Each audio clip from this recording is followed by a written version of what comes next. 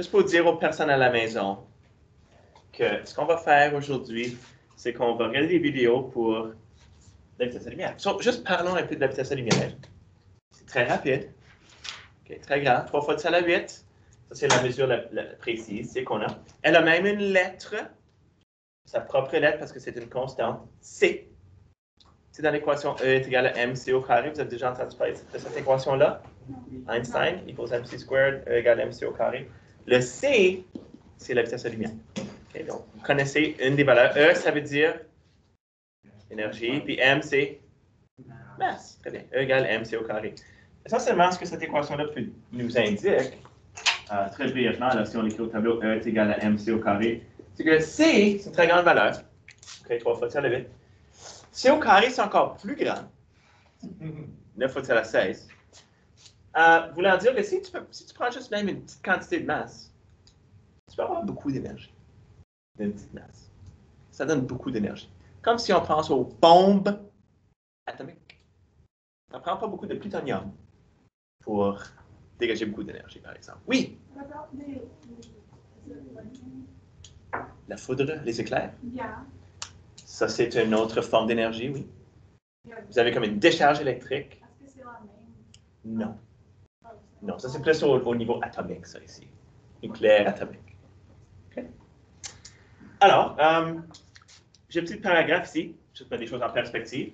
À cette vitesse, il serait possible de faire le tour de la Terre environ 7,5 fois en 1 seconde. Tout le monde.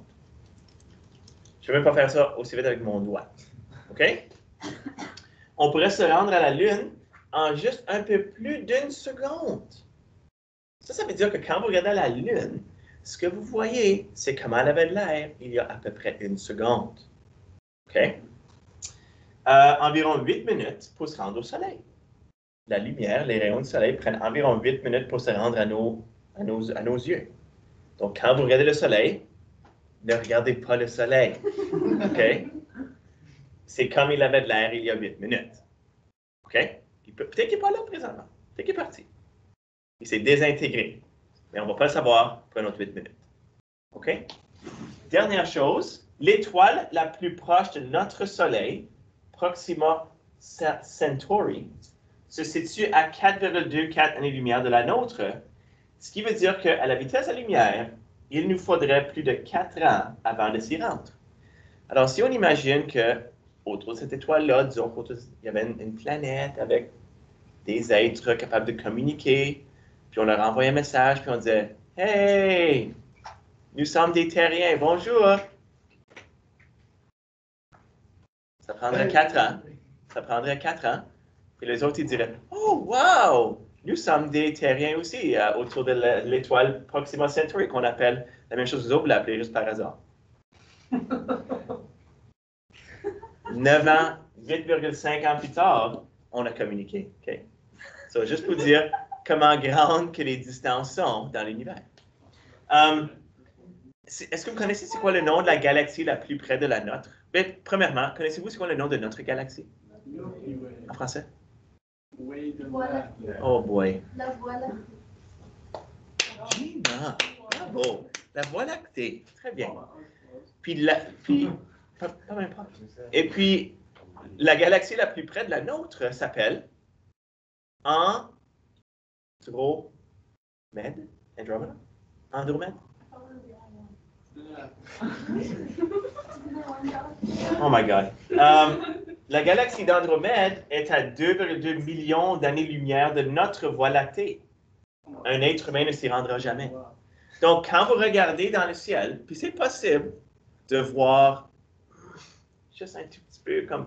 Si tu sais où regarder, tu peux peut-être voir la galaxie d'Andromède là, quand il n'y a pas de lumière du tout. Ça a pris 2,2 millions d'années pour cette lumière-là se rendre à nos yeux. Okay? Il y a probablement des étoiles que nous percevons dans le ciel qui n'existent plus à ce moment parce que la lumière qui provient d'elle nous arrive des millions d'années après qu'elle quitte l'étoile. Vous avez déjà pensé à ça? Il y a des étoiles qu'on regarde dans le ciel là, qui sont probablement plus là. Elles ont fait un supernova. Elles sont mortes, mais on ne va pas le savoir parce que ça prend tellement de temps pour que cette lumière-là nous arrive. Des millions d'années des fois. Okay? L'univers est vaste. Oui, c'est vrai. C'est vrai, c'est vrai. Alors, tout ça pour dire que c'est comment la lumière fonctionne, un petit peu comment est-ce qu'on peut l'interpréter, comment vite. Ça va vite, mais aussi pour vous donner une idée de comment vaste l'univers. Alors, les scientifiques se sont intéressés à mesurer la vitesse de la lumière depuis longtemps. Et comme je dis, c'est un processus qui a pris plusieurs années, des centaines d'années. Commencez avec ce gars ici, que vous connaissez, Galilée. Vous avez déjà entendu parler de ce gars-là? Il fait beaucoup de travail en cinématique, d'ailleurs. Romer, vous n'avez jamais entendu parler de lui. OK? Lui, il y avait une pandémie, je pense, quand lui, il existait. Parce que regarde ses cheveux. De longue durée. OK? Fizeau, un Français, puis Michelson, un Américain. Donc, dans les vidéos que je vais vous montrer, tout le monde, ils vont parler de, comme je dis, entre autres, beaucoup de scientifiques qui ont contribué, mais ces quatre gars ici. Donc, si vous pourriez juste noter quel genre de méthode ils ont utilisé, et puis, tu sais, pour essayer de la mesurer. OK? Ça, c'est en ordre. Lui, il l'a fait en premier, ensuite lui, ensuite lui, ensuite lui. Êtes-vous prêts?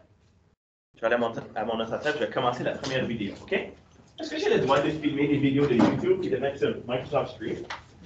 I don't know which one we're gonna do. I think, yeah. Je ne sais pas si je peux faire ça. OK. Je vais mettre le volume. J'ai besoin d'un volume. Je vais mettre les liens sur Edwy, je pense que je vais juste arrêter la caméra. Êtes-vous prêts? Il y a un avertissement, c'est bon? Alors, je pense que vous allez aimer cette vidéo. Que vous allez voir, des images de synthèse vont être utilisées pour représenter le trajet de la lumière. Or, si la lumière se voit de face, lorsque la source lumineuse est devant vous, elle ne se voit pas de face. Les liens sont sur Edwy. Alors,